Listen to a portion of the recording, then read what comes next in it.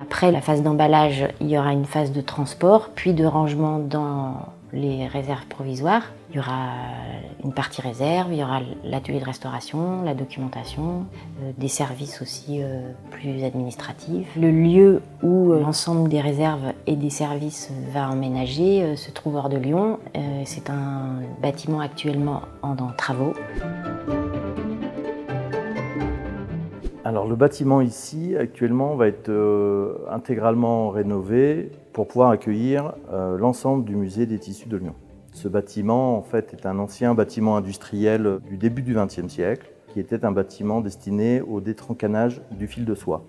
Le déménagement du musée des tissus, en fait, induit le fait qu'il faille tout emballer, tout conditionner, toute la collection pour pouvoir la transférer ici.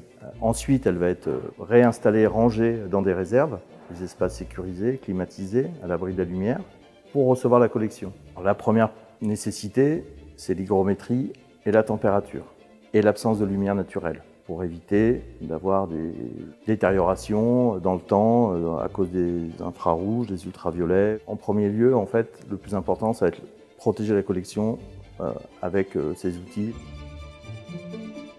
À l'issue du déménagement, quand on sera installé dans les nouvelles réserves, on va entreprendre un grand chantier de collection, justement pour affiner cet inventaire, pour le compléter, peut-être identifier des pièces sur lesquelles on a des doutes et les rapprocher des registres d'inventaire qui sont notre source la plus ancienne d'identification des collections.